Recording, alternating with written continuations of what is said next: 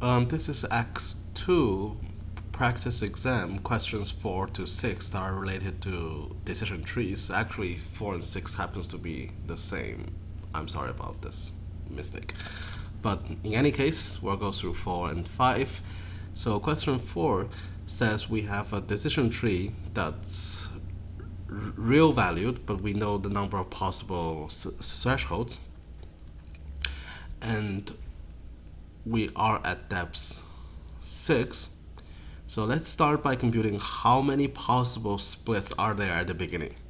So at the beginning there are 10 features. Some people also call it attributes, and each one can be split 3 ways. So there are in total 30 different ways of making the first split at the root. So suppose this is depth 0. And there are 30 different ways to make that split. So we need to compute the conditional entropy for all of them. And so there are 30 conditional entropies to compute. And for some reason, we are already at depth 6. So 1, 2, 3, 4, 5, 6. So 0, 1, 2, 3, 4, 5, 6. And the question is like how many possible splits are there? That's basically the question, because for each possible split, we need to compute one conditional entropy. So do we still need to compute all of them? I think in P2 you actually computed all of them because it's easier to implement. But in practice, we can save some time because we know that it's split here.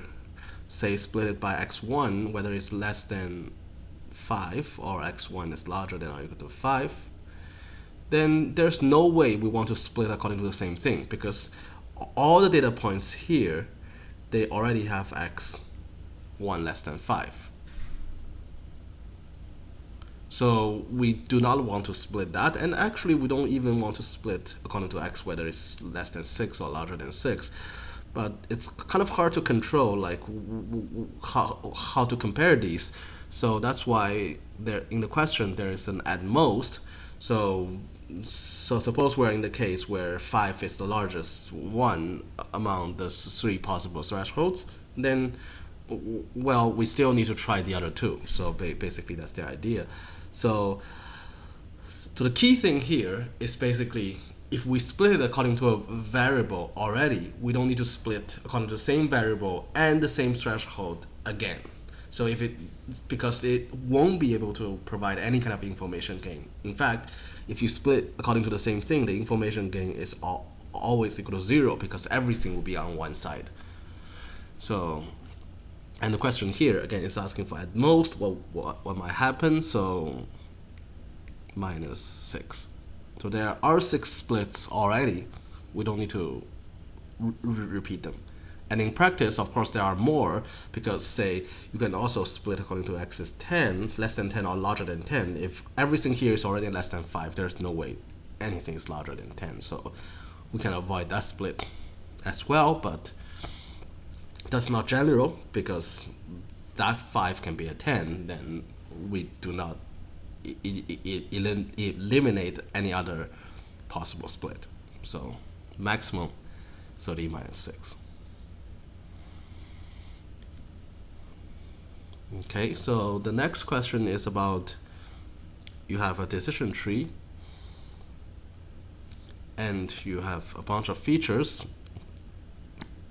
and without pruning, what's the largest and smallest possible accuracy?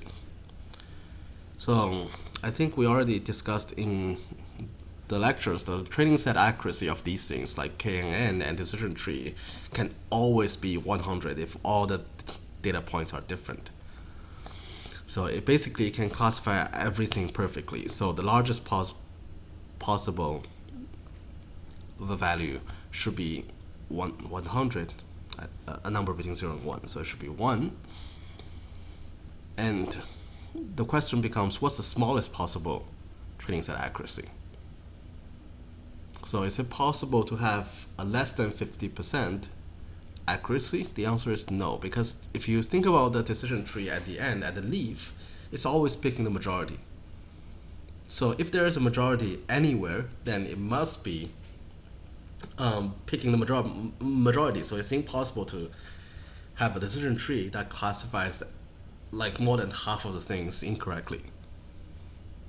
Is it possible to reach exactly 50%? And the answer is yes. So suppose all the patients, suppose they have exactly the same features, like all of them are exactly the same, but half of them are technophobia, half of them have technophobia, and half of them not. Then for a decision tree, you will either predict, depending on the tie-breaking rule, you will either predict everyone as 0 or 1. So in that case, we can reach exactly 50%. So that's indeed, it's reachable, and that's the smallest possible training set accuracy.